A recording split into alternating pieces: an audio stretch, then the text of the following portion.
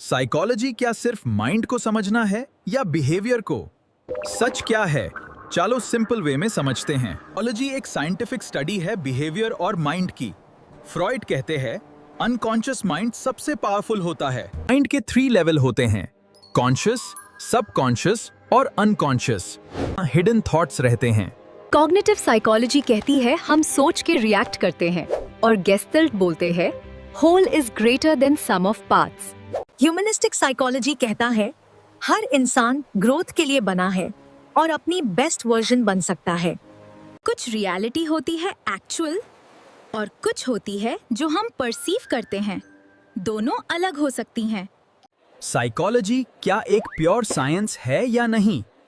ये क्वेश्चन बहुत लोगों को कंफ्यूज करता है। ह्यूमनिस्टिक साइकोलॉजी कहते हैं इंसान सेल्फ हीलिंग और सेल्फ इम्प्रूवमेंट कर सकता है और 3 A's इंपॉर्टेंट होते हैं, acceptance, affection, achievement. Client centred therapy में फोकस होता है इंसान पर, जहां अंडरस्टैंडिंग और सपोर्ट से ग्रोथ होती है। साइकोलॉजी को साइंस माना जाता है क्योंकि ये ऑब्जर्वेशन, क्वांटिफिकेशन, एक्सपेरिमेंटेशन और रिपीटेबिलिटी यूज करता है। साइकोलॉजी एक कंटिन्यूम पर आती है, एक साइड फिलॉसफी और दूसरी साइड प्योर साइंस, और ये बीच में होती है। साइकोलॉजी को प्योर साइंस बनने में प्रॉब्लम्स हैं। ह्यूमन बिहेवियर कॉम्प्लेक्स है, ऑब्जर्वेशन और मेजरमेंट परफेक्ट नहीं होती। एक्सपेरिमेंट में इंडिपेंडेंट और डिपेंडेंट वेरिएबल्स के बीच इंटरफियरिंग वेरिएबल्स रिजल्ट को अफेक्ट कर देते हैं। एक एक्सपेरिमेंट में 2 ग्रुप्स होते हैं, कंट्रोल ग्रुप और एक्सपेरिमेंटल ग्रुप, जिससे हम बिहेवियर कंपेयर करते हैं। प्लासेबो इफेक्ट में बिना रियल ट्रीटमेंट के भी इंसान बेटर परफॉर्म करता है, सिर्फ बिलीफ की वजह से। एंड कैरेक्टरिस्टिक्स में पार्टिसिपेंट अपने बिहेवियर चेंज करते हैं क्योंकि उसे लगता है एक्सपेरिमेंटर क्या एक्सपेक्ट कर रहा है।